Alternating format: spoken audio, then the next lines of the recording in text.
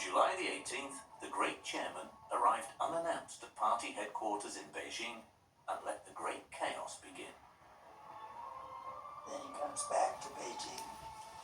He has a meeting of the political bureau in which he says, in our constitution it's written, people have the right to freedom of speech, freedom of press, freedom of organization, and so on. Says all the socialist countries have this written in their constitution. Not one of them has ever carried it out.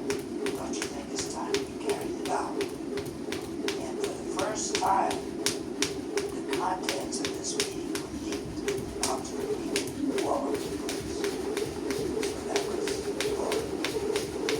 he's back, he's overturned, won't show he's making his freedom. On all newspapers, Mao announced everywhere that teachers and education politicians in particular were spreading bourgeois ideas. These war newspapers at Beijing University called on students to combat these counter-revolutionary revisionists. On every street corner, flyers were distributed or slogans of Mao conduct. The cook shops at the university quarter, works by the great chairman, something like hotcakes. Rebellion is justified, told Confucius. Mao's stipulations were to replace the traditional code of values which had previously characterized Chinese society.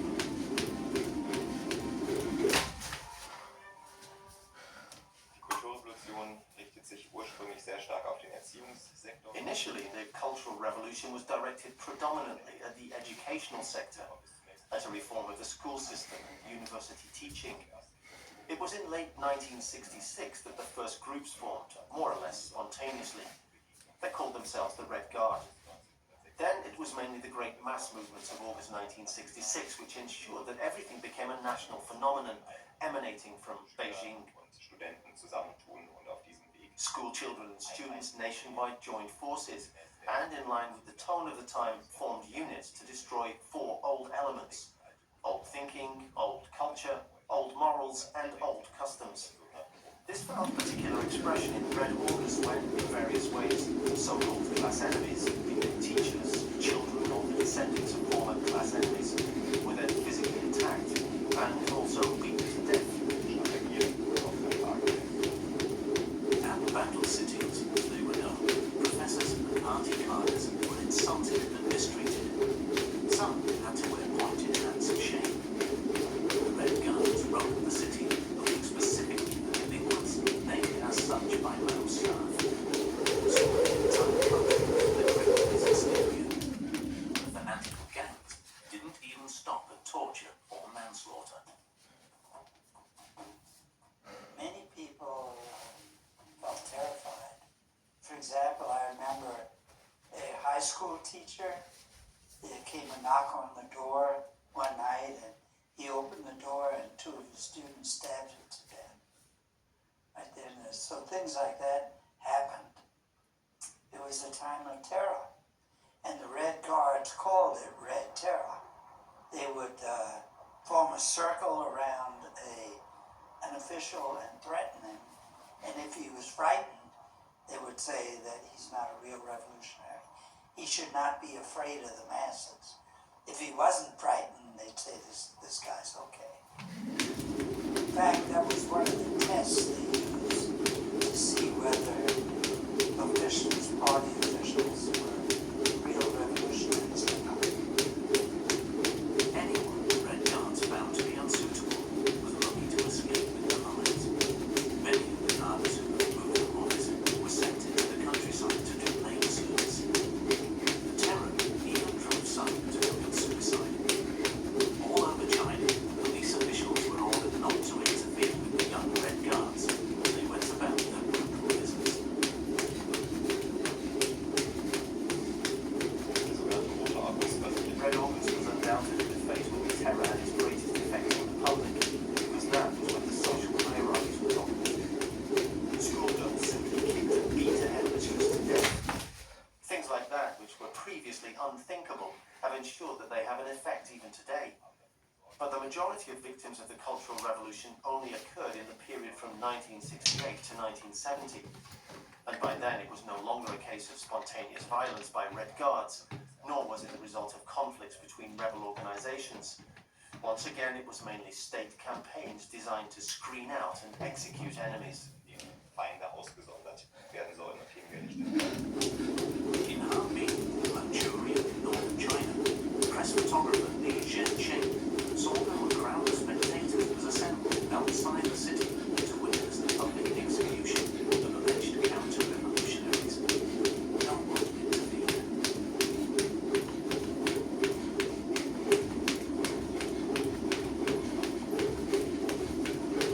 Es gab immer sehr schnell, sehr In China, politics and interests were always brutally implemented very quickly. After all, that was one of the hallmarks of this society. China has a long tradition of engaging in conflicts through violence. It's a very brutal country, perhaps because of the experience that a human being is worthless. That's just the way it is. You die, you starve to death, you're washed away, you're killed in a political struggle. man stirbt, man verlängert, man wird weggeschoben, man wird in politischen Kämpfen getötet.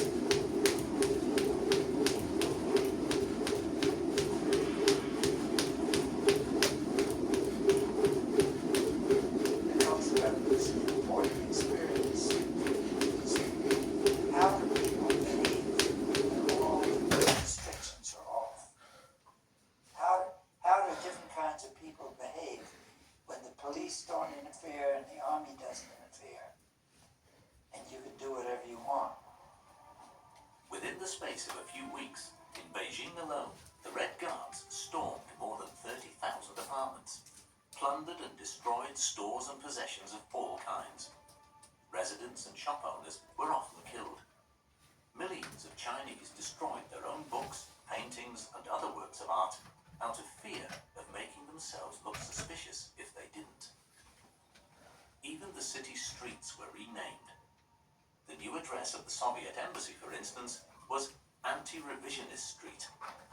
Mao approved of such moves as being essential to the revolution. He had formulated it into a theory that without destruction, there can be no construction. So if you want to build a really new society, first let them break everything down, destroy everything, overthrow everybody. And then they will begin to put things back together. 2/3 of all historical monuments were destroyed. In the Summer Palace in northern Beijing, the Red Guards pulled sculptures from their bases and painted over historic murals. These were replaced with pictures of Mao's slogans, or propaganda posters. Showing foresight, however, their great chairman had never been city sealed off in order to protect the Imperial Palace complex from their rampant vandalism. In its destructive rage, Mao grew not only by petty fanaticism, but also by the satisfaction of carrying out totally personal revenge. Wenn es keine großen gesellschaftlichen Had Konflikte there not been any major social conflicts, this social dynamism could never have developed. But since only enemies were defined, and even then only vaguely, and since people were not given any really positive vision of a cultural revolution, various social groups were able to identify their problems in some form or other and try to implement improvements. It was therefore especially important for the children of the so-called class enemies to possibly have better access to universities, for applicants to be chosen no longer on just their social background, but also on performance. stärker gehen sollte. Those who had been regarded as class enemies now tried to stand out through particular loyalty to the party line and hoped for rehabilitation. The terror destroyed all forms of social solidarity. Children denounced their parents, neighbors betrayed one another, friends handed one another in. Decades of indoctrination were handed afoot. Mao had had Chinese youth educated in accordance with his wishes. Parents are the loveliest people in the world. No one can compare with German Mao, was the typical slogan. Even young children were trained with toy guns. Indoctrination of people reached a new height. The words of the great Chairman Mao were everywhere. Rickshaws, buses, even on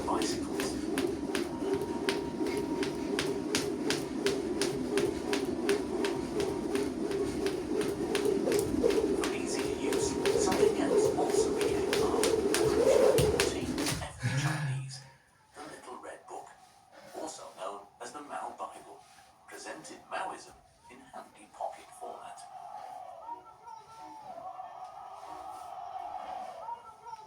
Es gab damals eine kleine There was this small collection of sayings by Mao, relatively simple sentences which were intended to show the essence of Mao Zedong's thoughts.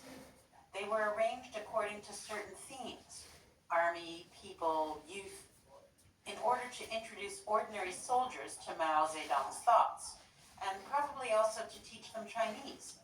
You must remember that at this time, too, education of the people was really kick-started.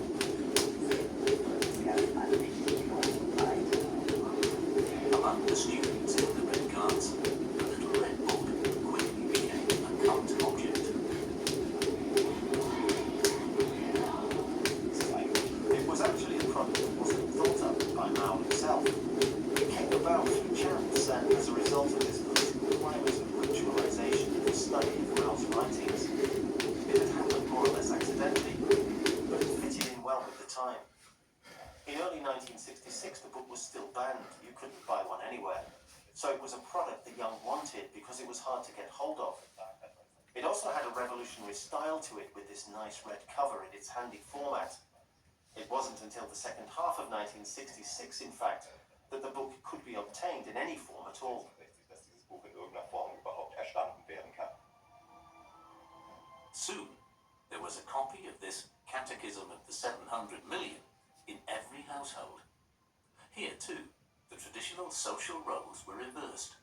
Children instructed their parents in the meaning and importance of the revolutionary writings. They would organize study meetings and selections. That was really the way under the party's guidance. Every factory, every government organization, every farm co-op would have study sessions where they study extracts from his work. That was, I think, was the main source of influence. The Mao cult began to take on the appearance of a religious ritual. The words of Chairman Mao Zedong were learnt off by heart. At the start and end of each working day, workers bowed to a picture of the great chairman with the honorary title of the Red Sun. Even business letters began with quotes from Mao. Maoism permeated every level of society. Mao's messianic doctrine was to be spread to even the most remote province. Here, a group of young Red Guards are on their way to a remote village. They struggle to carry the equipment they brought with them. The villagers welcome the arrival of the young Red Guards because news rarely reaches this part of the world.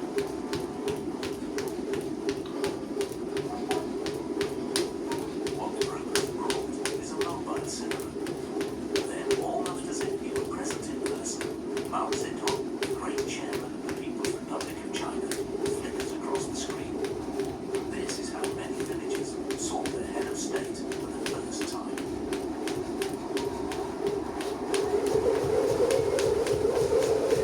Using different means and approaches, partly through direct contact and also partly through radio and TV reports, Mao had tried to generate the broadest possible effect of such events so as to disseminate the goals of the Cultural Revolution throughout the nation. He was quoted as having said that during Lenin's lifetime, too few people had actually seen the Russian leader, and that as a result, revolutionary elan had cooled too quickly. So Mao tried once again to present himself as a revolutionary icon, to stir up the young revolution, and ultimately to use the leadership cult as a kind of charismatic mobilization against the party itself. In other words, no longer primarily via the youth league or state media, but through this direct movement and a form of leader-allegiance relationship, basically to energize the revolution. Mao decreed that every Chinese ought to visit Beijing once in their lifetime. On the anniversary of the founding of the Republic on October the 1st, 1966, he had millions of young people from all over the country come to Beijing. Travel was free. Many of the youngsters had never even left their local region before. midst of these intimidatory masses, the obligatory Mao Bible gave them security. Dieses rote Büchlein war so etwas wie ein politischer Ausweis damals. At the time, this little red book was like a political pass. Man ging nie ohne. You never went anywhere without it. It showed you were of a certain political persuasion, Deswegen war es auch ein so it was also a sign. When the first mass meetings took place on Tiananmen Square with the Red Guards, everybody waved their little books. So many young people had come to the capital from the suburbs and the villages to experience it. The rallies were incredible.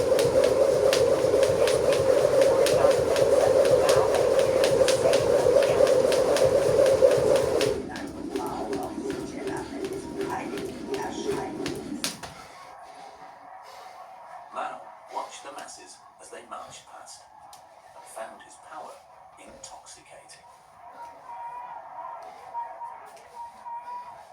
Power does things to people, particularly because he was the overwhelming leader, and most of his colleagues, I think, were not able to criticize and control him. There was no real collective leadership. They talked about it, but he towered over the others. A decision that was adopted by the Central Committee of the party, he could veto.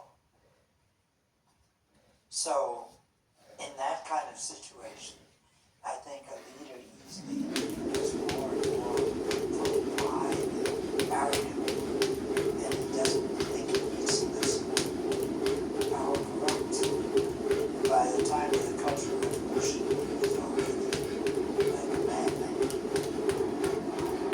The fanatical masses behind him, Mao had secured a following which obeyed him unconditionally. He now used the guns to dispose of party comrades who were critical of his dictatorial regime. Die Kulturrevolution In October 1966, the Cultural Revolution switched its objectives. From now on, its main focus was directed more and more against leaders within the party. So the movement was becoming increasingly opposed to party institutions. In this way, the fundamental organizational principles of the state were being questioned. Mao had deliberately made provisions for this. He was hoping that new forms of political organization might emerge, which would then enable him to keep the revolution going. die Revolution aufrechterhalten kann. Troublesome officials were arbitrarily accused of being revisionist, political thieves, or spies. The witch hunt drove some party members to suicide. Many were arrested or disappeared without trace. Liu Shaoqi was also toppled and died in prison. It was some of the same leaders, but most of the original leaders were no longer there. More than a majority of the original Central Committee were overthrown. Of the original leaders, only ones left, besides Mao, Zhou Enlai, Mao's secretary, Chen Buda, Kang Shang, maybe one or two others. The rest were all gone. By October 1968, two-thirds of the Central Committee had fallen victim to the political purging. Mao had triumphed. Es ging dann wirklich zur Sache mit Waffengewalt. Violence was common. It was about life or death. And Mao was absolutely ruthless, of course, when power was involved. Vielleicht He might not perhaps have been physically involved himself, but he did stir things up and let things run that led to violence. er war absolut ein He was an out-and-out power seeker. He always knew which people to use to consolidate certain power structures and to back him and protect him. abgefedert haben, ihn geschützt haben. They included his wife, Jiang Qing, an ardent supporter of the Cultural Revolution. Mao had achieved his goal. The reformers had been neutralized, and he himself was again at the center of the action. The great chairman no longer needed his young pioneers. Many of his supporters were disappointed in Mao. I thought this was the most worthwhile thing possible. I did everything possible to support them. And I didn't realize, of course, that Mao was using them as a battering ram to overthrow his opposition. And when he found that he could not control the young people, he just sent them out to work in the villages, and that was the end of it. The party sent 5 million young people out into the provinces to work on the land, together with several million cadres who were forced to work in rural regions. This way, Mao solved two social problems with one move. That of the former Red Guards and their former victims.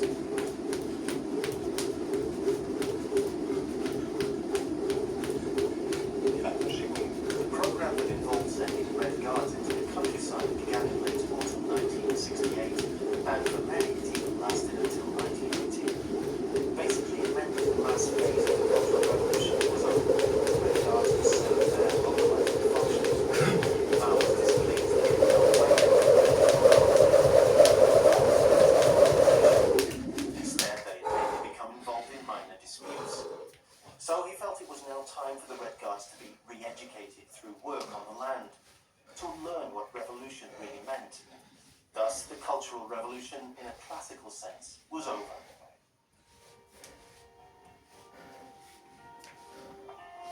Although it was initially an urban phenomenon, the Cultural Revolution had also changed life radically for the peasants. First and foremost, they found the new arrivals to be a burden, a lost generation which characterizes China even today. People felt that they were building a better world. Mao was against bureaucracy, against stagnation, against inequality between officials and ordinary people. And they were going to do away with all that. The students did away with examinations. Who's not in favor of that? And of course, it ruined the education system for 10 years. And there's a whole generation, that whole generation that lost their education. The Cultural Revolution left behind a traumatized nation. Denunciation had become the most effective instrument of Mao's rule. Now, no one in China trusted anyone else. Everything was geared towards veneration of the great helmsman, who continued to have himself celebrated with colossal parades.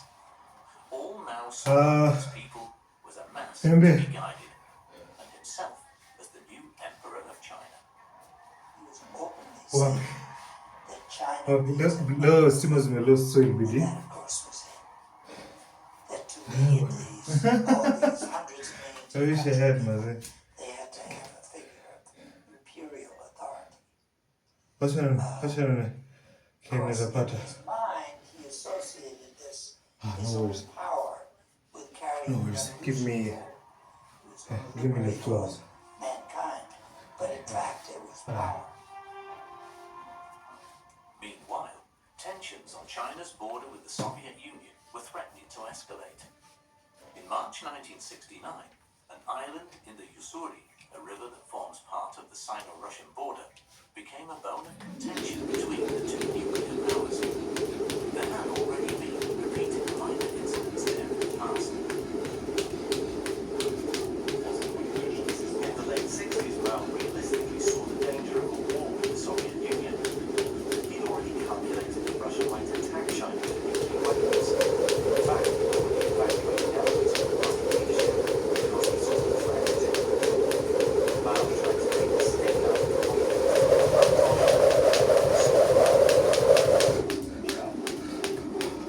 After the collision on the border, which had been triggered by China, Moscow threatened to retaliate.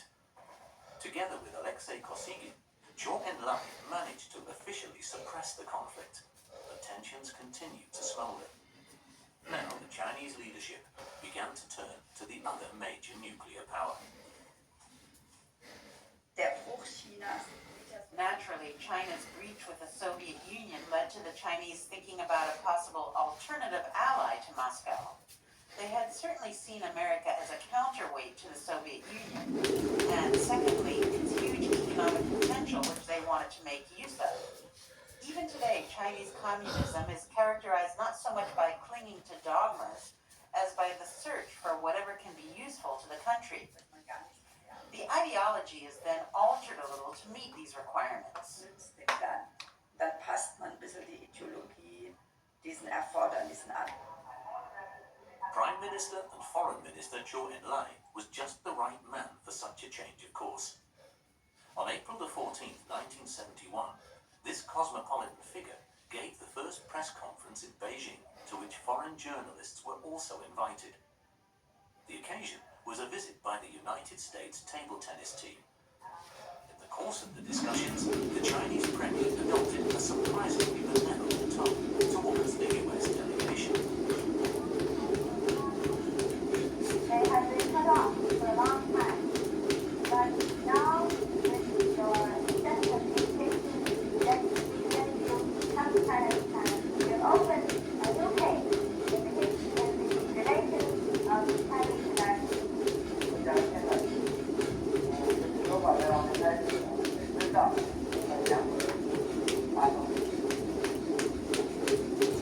And I am confident that this beginning again of our friendship will certainly lead to the approval and support of the great majority of our people. The premier was one of the most respected and popular politicians in China. Zhou Enlai was, if you like, always the good face of Chinese communism. This was partly because he was extremely charming and cosmopolitan and could move with great skill in diplomatic circles. He was also highly reliable and worked incredibly hard. If you look at his work diaries and see what he accomplished, you wonder when he ever slept. What tends to be forgotten is that Zhu actually participated in all of Mao's major political decisions and also implemented them responsibly in a wide variety of forms. Mitgetragen hat und in vielfältigster Form auch verantwortlich durchgeführt hat. In summer, Zhou Enlai established contact with Henry Kissinger, the US President's security advisor. America was also looking for allies against the Soviet Union. Together, the two men agreed on a visit to Beijing by President Richard Nixon. When in February 1972 he became the first US head of state to set foot on Chinese soil, it was Zhou who received him, because Mao, the great chairman, now 78 years old, was seriously ill. Mao Zedong ist zu dieser Phase gesundheitlich relativ stark. At the time, Mao Zedong was in very poor health. Förmlicher Austausch, der hier stattfindet. Basically, it was a formal exchange which took place here, because the main talks were held between Zhou Enlai and Henry Kissinger. But even so, at least for the Chinese public, it was a difficult change of course to explain. The big upheavals which occurred in the early 70s in both foreign and domestic policy caused considerable doubt in the sincerity of the respective political lines, and thus mistrust in the ideology as such. That also went a long way to preparing the way for what today we know as reform politics. Auch ganz maßgeblich dann überhaupt das vor, was wir heute als Reformpolitik kennen. Mao's wife, Chiang Ching, was opposed to any type of reform. Nevertheless, in perfect publicity style, she received the leader of the West in her own environment, the Chinese opera. After Mao's death, she tried in vain to seize power as part of the so-called Gang of Four and reverse the reforms that had been introduced and prevent the country from opening up to the West. This rapprochement with the state's former number one enemy was also very hard to explain to the rest of the Chinese people.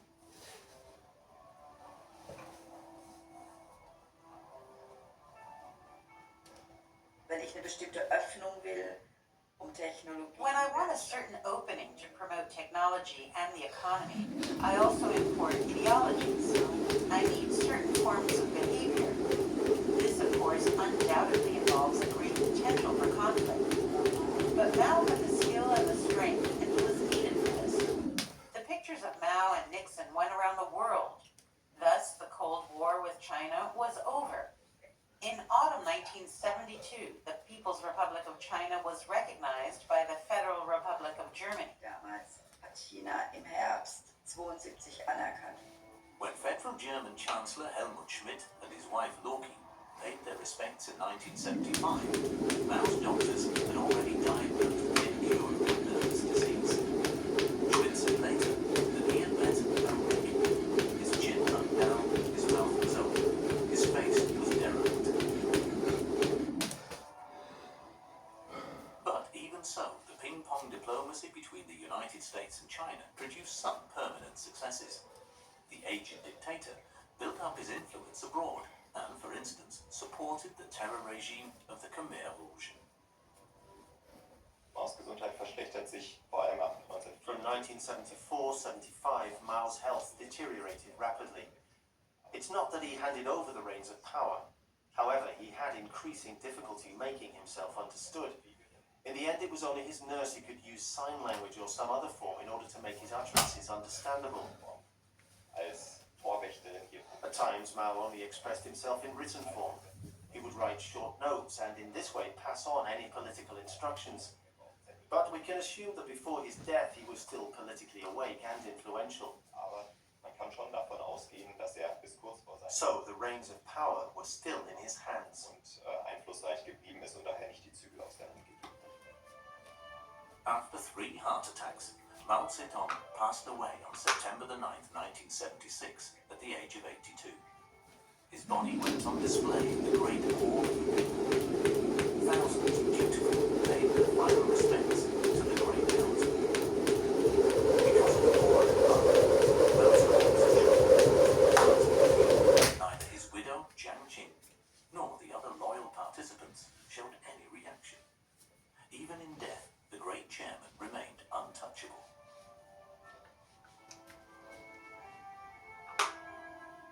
Even today, the Chinese Communist Party still reveres Mao Zedong as a great revolutionary, philosopher, and leading statesman, even though he was responsible for the deaths of an estimated 70 million people. His great sin was that after coming to power, I think he gradually became obsessed with power. And he launched these great social experiments like bringing the Cultural Revolution without having any idea what was going to happen. He thought that he had the right to launch these experiments and make it to people die with no intensity. It could well be, to a certain extent, the hysterical weeping of the leader was no illusion. For many Chinese, Mao Zedong's death was a call for liberation. But for many, it also meant the end of an era, the end of a revolutionary who had made a new life possible for them. Steht dafür in seiner He embodies the success that China was united.